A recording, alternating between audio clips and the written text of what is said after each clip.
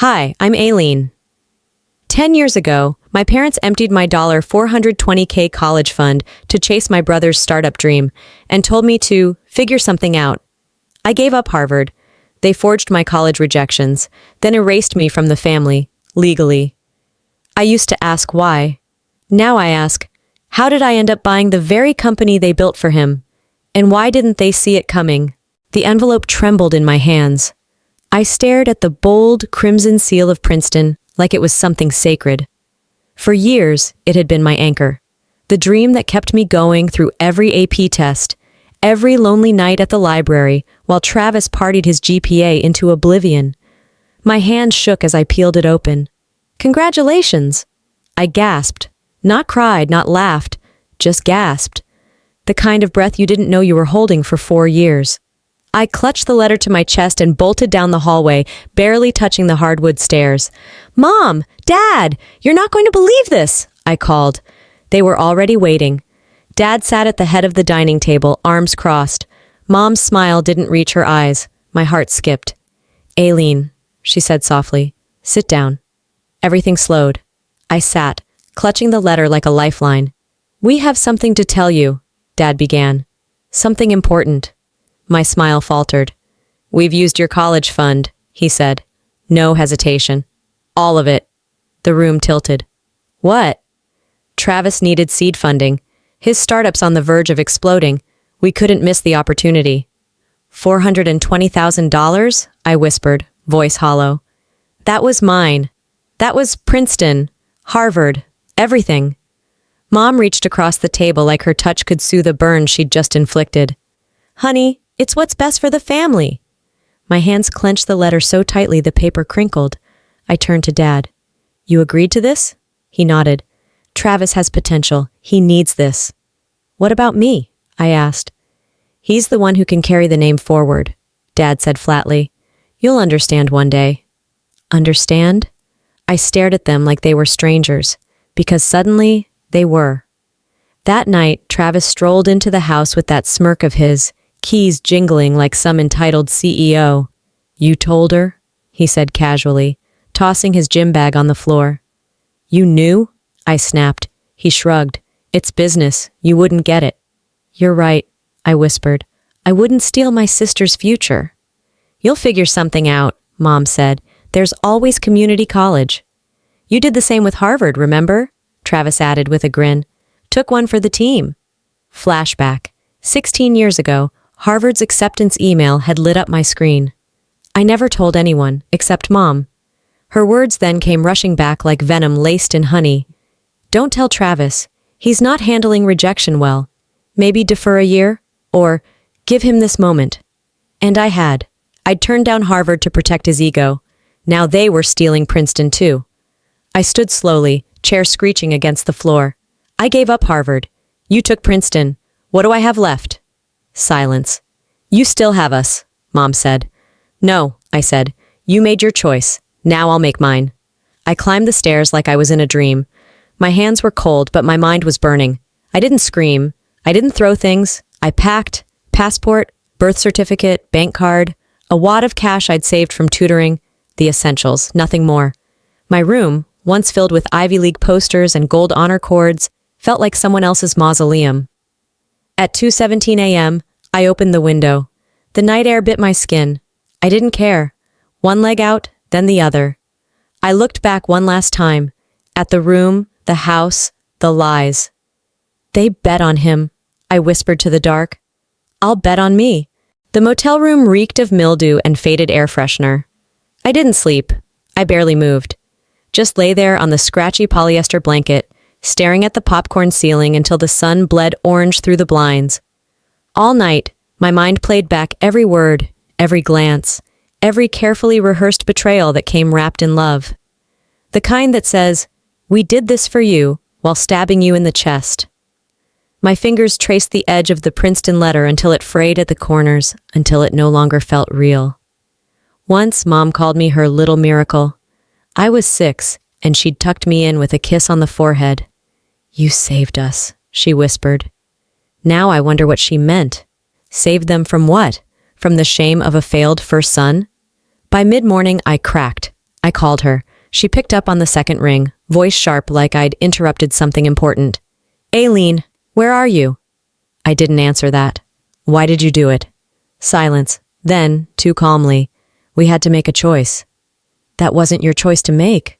Her sigh rasped through the speaker. You were never meant to go, sweetheart. You were our safety net. If Travis didn't succeed, we needed someone who could. My mouth went dry. I was your... what? A backup, honey.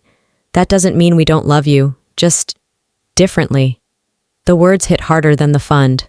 Harder than Harvard. This wasn't just about money. This was about who I was to them. Not a daughter. Not even a person. Just... insurance. I was never your first choice, I whispered. You were always reliable, she replied. That counts for something. The line went dead. I stared at the phone in my hand, wondering how it hadn't burst into flames. I opened my laptop. Out of desperation, curiosity, self-harm. My inbox blinked to life. 73 unread emails. I scrolled until one subject line made my breath stop. Decline of admission, Princeton University. Dated 4 days ago. I clicked it open. The body was brief, polite, firm, cold. Thank you for the offer. Unfortunately, due to personal circumstances, I must respectfully decline. It was signed, Aileen Montgomery. Except, I didn't write it. I checked the sent folder. There it was. Same words, same timestamp, sent by my mother's account, my laptop, while I was out grocery shopping 3 days before the letter even arrived. Panic tightened around my ribs. My fingers trembled. She didn't just rob me. She erased me. She spoke in my name and sealed my future shut with a single line. I stared at the screen until it blurred. Then I laughed. A broken sound scraped raw from my throat. I didn't even get to say no, I muttered. There was no energy left to cry, only silence. And in that silence, something broke. A part of me, the dutiful daughter, the straight-A achiever, the girl who would have done anything to make them proud, fractured, cracked down the center like porcelain left too long in the cold. If I was born as a backup, then fine. But I would never be silent again. I opened a blank email draft. Not to Princeton. Not yet. Just a subject line. A message to the world. You took my voice. I'm reclaiming it. One truth at a time. The motel walls felt even smaller in the morning. The fan hummed above my head, indifferent. I blinked at the peeling paint on the ceiling, clinging to silence like a safety net. Beside me, the Princeton letter was crumpled into a soft fist of paper. I smoothed it once, twice, then stopped. I didn't lose a dream. I never owned it. An alert pinged on my phone. An anonymous email, no subject line, just a series of forwarded messages. I tapped it open, still half asleep. The first email was from my mother, addressed to every Ivy League admissions office. She wrote about me, coldly, clinically, that I had episodes, that I had been treated for early onset anxiety and delusional behavior, that she was concerned about how I'd handled the pressure. Attached was a forged doctor's note. I recognized the template. She'd used it once when faking a sick note for Travis in high school. Every part of me went still. This wasn't sabotage. This was premeditated erasure. My mother hadn't just stolen my future. She'd made sure I never even got to touch it. I scrolled down. One of my former teachers had forwarded the email thread, quietly adding, I thought you should know. I'm sorry. Sorry. I sat up in bed and dry laughed into my hands. The sound was cracked and foreign. It wasn't about giving Travis more. It was about giving me less. About shrinking me. Keeping me in orbit around his sun. Even if it meant clipping my wings before I could fly. The memory hit hard. 3 years ago. Regional Science Fair. I had just won my division, beating out Travis's best friend, who'd expected to coast through on charm and nepotism. I remember the applause, the blinding lights, and I remember coming home to find Mom crying on the kitchen floor, not with joy, with fear. You're pushing too hard, she had snapped when I rushed to show her the ribbon. You need balance, Aileen. You don't want to make people uncomfortable. I didn't understand back then, but now I did. Making Travis uncomfortable was the one sin that couldn't be forgiven. I shoved the laptop away and got dressed for work. The diner smelled of syrup and old coffee. It was comfort food for the lonely. Retirees, graveyard shift workers, The occasional college dropout pretending they still had time to figure it out. I liked it here. It wasn't glamorous, but it was mine. Until tonight. It started with a smirk. Hey, you used to go to, what was it, All Saints? The boy at table 4 tilted his phone toward me. I remembered him, barely. His face had that smug glaze only high school bullies wear proudly into adulthood. He didn't wait for an answer. Didn't you win some big science thing? And now you're pouring coffee? He let out a laugh, raised his phone. Smile for the camera, Princeton. I froze. Behind me, the line cook turned up the radio. The air buzzed with grease and shame. He posted the clip before I even made it back to the kitchen. By the end of my shift, the video had already circulated through 2 old class group chats and a local Facebook page. The title? Ivy League genius now slings hash browns? I watched it in the break room. My apron still smelled like butter and burnt toast. The video looped. My name spoken like a punchline. All that effort, all those years, boiled down to a 14-second video and 500 laughing reacts. I didn't cry, I didn't scream. I pulled out my phone and started recording. Dark circles under my eyes, hair tied back. No makeup, just me. If they want a story, I whispered, they'll get one, but it won't end here. My voice shook once, then steadied. Let them laugh now. They'll remember my name differently soon. I didn't even hear the ding of the email. It was the vibration of my phone that startled me, 3 times in less than 10 seconds. Then a 4th, a 5th. When I opened my inbox, there were already dozens of messages. The video had gone viral. It wasn't just the one from the diner. This one was worse, edited, captioned, and set to circus music. It showed me fumbling a tray of coffee, my face frozen in a look of startled panic, overlaid with the phrase, Harvard who, in garish red font, hundreds of shares, thousands of comments. Someone had even dug up an old yearbook photo of me, circled my quote about wanting to change the world through science, and added, she changed tables instead. My breath caught, my hands trembled. But somewhere in the shaking, I found steel. They want to reduce me to a punchline. Let them try. I shut my laptop and sat in the stillness of my tiny apartment, where the only movement was the dull hum of the fridge. A frame on the wall, my old science fair ribbon, the only thing I'd saved, tilted slightly. My finger hovered over the delete button on my business website, but I didn't press it. They already took my future. I won't let them take what I built. The following evening, I attended a tech networking mixer hosted by one of the city's startup incubators. I kept my head down, dressed neutrally, a non-brand in a sea of high-wattage ambition. I wasn't there to impress anyone. I was there to listen. I wish I hadn't. In a corner of the room, I heard my name. She's the Montgomery girl, you know, the one everyone's talking about online. The voice was unmistakable. Philip Lang, my mentor, the man who once told me I had the kind of brain that scares men into mediocrity. He laughed, as he spoke to 2 venture capitalists, swirling his whiskey like it was another pitch deck. She's brilliant, yeah, but messy, emotional, reputation's shot now. Poor thing doesn't know when to quit. Still, the buzz around her name might help me close a few doors that were stuck. My feet wouldn't move. Later, I found him near the back patio. I didn't yell. I didn't curse. I just asked quietly, why? He didn't hesitate. Don't take it personally, Aileen. It's just business. Just business. I didn't flinch. I walked away. That was the last time I believed someone had my back. Back home, I got to work. First, I dismantled everything tied to my name. My consulting site, email branding, social handles, all gone. Then I rebuilt from the ground up. New domain, new color scheme, new mission. This time, I didn't hide from the diner video. I used it. I ran an ad on a niche college prep site, a still from the clip with a new tagline. Smart enough to serve your coffee. Genius enough to get your kid into MIT. In the first week, I got 4 new inquiries. By the 3rd, I was juggling meetings with 2 clients from Manhattan and 1 from Palo Alto. I leaned into it. Honesty, resilience, results. The shame was still there, yes, but now it had teeth. One night, I drafted a cease and desist letter and breach of NDA claim against Philip. I sent it to his business email with a time-stamped copyright notice. I didn't add a message. Then I opened a new encrypted folder on my desktop. Montgomery Enterprises, Phase 1. If they wanted war in shadows, I'd give them lightning in daylight.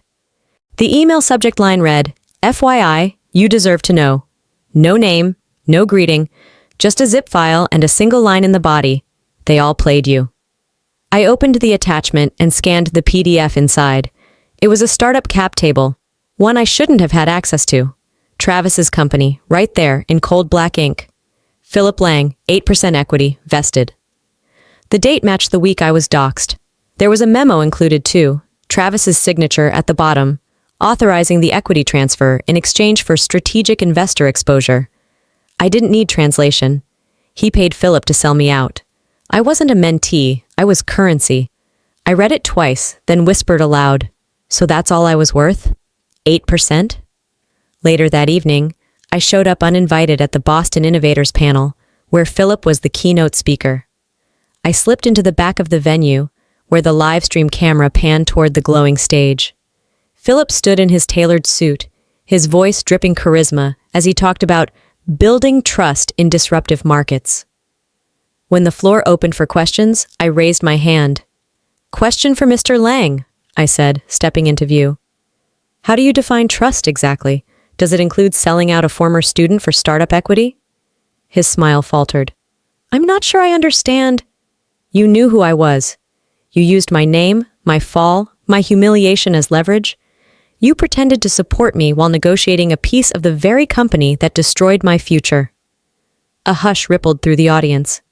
That's a serious accusation, Philip said, voice sharp. I pressed play on my phone. A recorded Zoom call crackled to life. Philip's voice, unmistakable. She's the Montgomery girl. Yeah, the viral one. People are already watching her. Might as well cash in. A stunned silence. Then murmurs. One of his sponsors stood up, whispered something to their assistant, and walked out. Another looked down, avoiding eye contact. A camera clicked somewhere in the crowd. I locked eyes with Philip. If mentorship means betrayal, I'll mentor myself. He didn't speak, but his silence was louder than any defense. That night, I returned to my childhood home. Dad was at the kitchen counter nursing a glass of scotch. I dropped the cap table printout next to his drink. He stared at it without blinking. I assume you knew, I said. He exhaled slowly. I did. And? I figured you'd figure it out eventually, he said. You were always going to leave? Might as well learn what the world's like early. There was no anger in his voice, just resignation. Worse than betrayal was indifference. You watched it happen, I said quietly. You watched me bleed and did nothing. He sipped his drink. Comfort's easier than confrontation. You'll learn that. I stood there for a moment, the silence between us stretching and twisting like smoke. Then I turned to go. I won't become you, I said.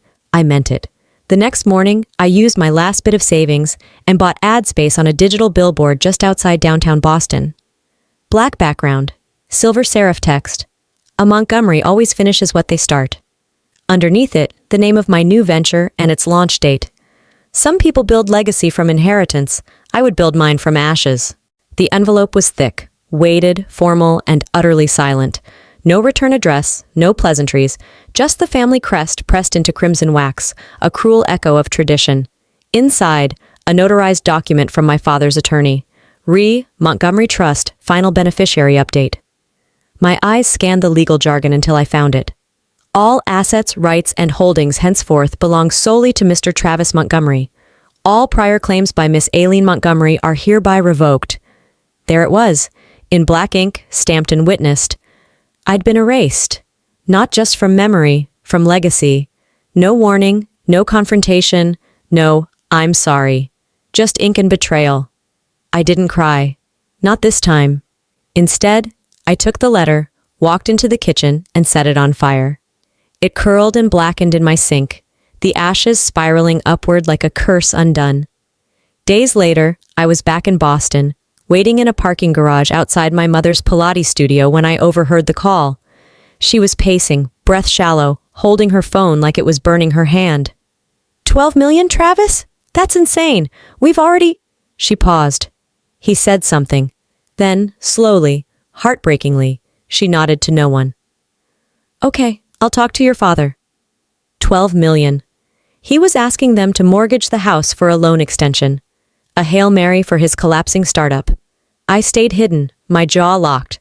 Of course he'd ask. And of course they'd say yes. Again.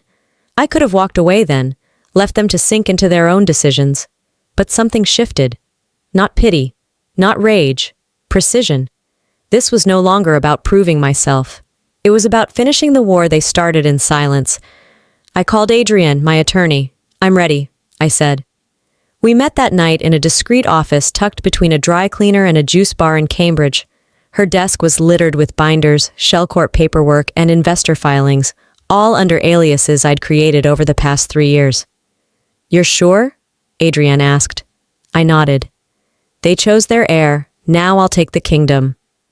By the end of the night, we had our roadmap, staged acquisition through 3 fronts, all tracing back to a newly formed Delaware LLC, untouched, untraceable. I already had 2 angel investors who didn't care about names, just results. I gave them both. This isn't revenge, I told her. This is reclamation. That Sunday, I drove back to the place I used to call home. The lawn was yellowing, the hedges untrimmed. A foreclosure notice fluttered from the mailbox like a flag of surrender. I stepped out of my car, no tears, no nostalgia, just a single whispered thought. Collateral damage. Then I corrected myself. No, just collateral. I stood there until the wind picked up, carrying with it the smell of spring and something else, opportunity. When I left, I didn't look back. The war had begun. The file was a pitch deck, just another digital brick in Travis's crumbling tower. I wasn't supposed to see it. My investor had forwarded it accidentally, thinking it was related to my venture. But I recognized it instantly. The structure, the calculations, the caption theory at the bottom of slide 14, it was mine. The same schematic I'd scribbled in the margins of a yellowed spiral notebook when I was 16. The same one that won the regional science fair and earned me my first scholarship. He'd stolen it, my code, my idea, my fire. I stared at the screen, breath caught between memory and rage. He hadn't just hijacked my legacy, he'd counterfeited my genius. I filed the provisional patent before midnight. Then I called my media consultant and booked a demo slot at an upcoming Clean Tech Innovation Day. No logos, no explanations, just a machine and a name. Theon Nova Systems. It would speak for itself. 2 weeks later, under the cold LED lights of an open industrial space in Brooklyn, I unveiled the invention. Sleeker, smarter, faster than it had ever been when I first dreamed it up.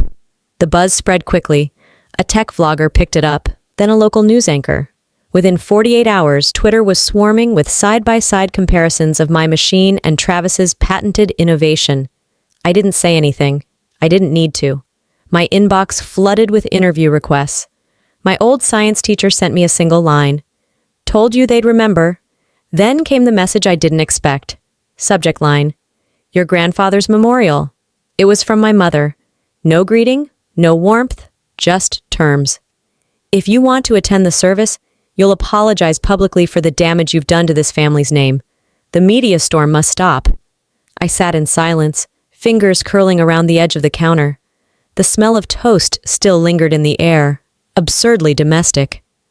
I remembered the way Grandpa used to slide me extra fries under the table, how he'd ruffle my hair and whisper, "You've got more spark than this town can handle." He was the only one who never asked me to be less. And now? He was gone. And they were using his memory like a bargaining chip. I didn't even reply. I opened my phone and started typing a statement. I mourned him when he started forgetting my name, when the rest of you pretended that didn't matter. I won't grovel for the right to grieve. I hit send. Then I closed my laptop and walked to the window. Outside, the city roared with late-night traffic, blurring neon into fog. They'd always tried to burn me down. This time I brought fire of my own. The envelope was thick, sealed with a corporate stamp I hadn't seen in years. Inside was a single sheet, clean, clinical. Per official request filed by Elaine Montgomery, your name has been removed from the Montgomery family registry. This action is permanent and irrevocable. No explanation, no signatures, just cold confirmation of what I'd already known. My mother didn't just want me gone. She wanted me non-existent, a legal ghost. I stared at the words, tracing them with the edge of my thumbnail. It didn't sting like I thought it would. No tears, no fury, just freedom. Because what they took in name, I would reclaim in consequence. The following week, I stepped into the glass-tinted conference room of Silverwell Holdings. Across the table sat 5 of the board's most senior members, faces that once praised Travis's every bad decision. Now they were drained, brittle, clinging to what little capital was left. My hair was tied back blazer crisp, the signature at the bottom of the term sheet already written, Montgomery Morgan. "Shall we proceed?" I asked. They shuffled, cleared throats. Someone whispered something about reputational risk. Another mentioned the hemorrhaging burn rate since Travis's last product flop. They all knew what was coming. Within 30 minutes, the final signatures were down. 51%. Absolute control. I now owned the company they had tried to bury me to save. I kept my voice even, polite, but with every passing second, the silence between us thickened like wet cement. Every word I didn't say, about betrayal, about legacy, hovered like smoke they were all too afraid to inhale. Then, just as the documents were being passed to legal, a slow voice broke the air. "You're Elaine's girl, aren't you?" I looked up. Mr. Kessler, senior board member, gray hair, navy suit, the type of man who wore silence better than most wore power. He wasn't asking. I met his gaze. He nodded once, subtle, respectful, and signed. That was the twist. I'd spent years preparing for a war of exposure. What I found instead was quiet recognition and protection. He'd seen enough, and perhaps, deep down, he'd been waiting. As the last ink dried, the doors opened. My mother walked in first, dressed in corporate black. Behind her, Travis, expression already sour, sensing something was off. They both stopped. Because at the head of the table sat someone they didn't recognize. Me. No traces of the girl who cried on front porches or begged to be seen. Just a woman holding their empire like a broken chessboard. I didn't smile. "Let's begin." The boardroom was empty now. The air still buzzed faintly with the echo of shuffled papers, sliding pens, the soft click of polished shoes retreating. I sat alone, fingertips grazing the edge of the signed contract like it might vanish if I blinked. Montgomery Morgan was mine. Entirely. Travis hadn't shown. My parents had slipped out the back before the ink dried. Not a word, not a glance. They left me the same way they raised me, quiet when it mattered most. It should have felt like victory, and maybe it did, but not the kind they write in headlines. It was something smaller, heavier. Like standing at the top of a staircase I'd spent my life climbing, only to find no one waiting at the summit. My name now lived on corporate records, etched on legal filings, but not on their lips, not on the family tree, and for the first time, I was okay with that. Later that afternoon, Mr. Kessler knocked gently on my new glass door. He didn't wait for me to stand, just walked in and set down a small leather-bound book, frayed at the edges. "Your grandfather's," he said. I blinked, confused. He kept journals. This was his last one. He gave it to me years ago. Told me to hold it until the right hands asked. He paused, adjusting his cuff. He said you were the future, not Travis. My throat tightened. You knew? I always knew. His eyes softened. But legacy, it can't be handed to someone, it has to be earned. He wanted you to rise without a safety net. I didn't respond. I couldn't. He turned to leave, then stopped. You've already rewritten the terms. Just don't forget why. When the door shut behind him, I flipped through the first few pages. Handwritten notes, sketches, a pressed flower, my name, once scribbled in the margins. He had believed in me all along. By week's end, I was walking the halls of the rebranded headquarters, Montgomery Morgan in thick steel letters against the lobby marble. Employees nodded cautiously, whispering in elevators. No one called me the daughter, they called me the founder. I passed Travis's old office, lavish, empty, still lined with his bourbon shelf, still echoing the fake laughs he used to charm investors. I didn't even hesitate. I ordered it cleared. In its place, I built something smaller, window-facing, plant-filled, clean. There was no plaque, no title, just the space I needed to think. And on the desk, a framed photo of 16-year-old me beside my science fair project, the one Travis once called cute, now protected under patent, now the basis of our lead product. Full circle. One voicemail notification blinked on my phone, from my mother. I didn't play it. I didn't delete it either. I simply archived it. Closure wasn't a confrontation. It was the absence of reaction. My father's name still lingered on some of the old paperwork. That would change soon. But I wouldn't rush it. His name didn't haunt me anymore. Later that evening, I sat down to draft a proposal, one that had been forming quietly between vengeance and victory, the Montgomery Morgan Scholarship Fund. It would go to students like me, kids whose voices were cut off before they ever spoke, not as revenge, but as replacement. A new legacy. One I chose. One that no one could take. She chose not to listen to the past, but she would build a future worth hearing. Sometimes, the people who are supposed to love you the most are the very ones who teach you how to stand alone. I didn't just lose a family. I discovered who I was without their shadow, and in that silence, I found my voice. If you've ever felt dismissed, overlooked, or like your story was being written by someone else, I'm here to say, you can take the pen back. Legacy isn't about what you inherit, it's about what you build, despite it all. I didn't win through revenge. I moved forward by choosing clarity over chaos, purpose over pain. So now I'd love to hear from you. Have you ever had to rebuild from rock bottom? What gave you the strength? If this story touched something deep inside you, drop a 1 in the comments or tell me where you're watching from. And if it didn't resonate with you, I'd still love to know why. Your voice matters here. And hey, if you believe in stories that heal, challenge, and inspire, subscribe to the channel so you don't miss the next one. This is just one story, but there are so many more waiting to be told.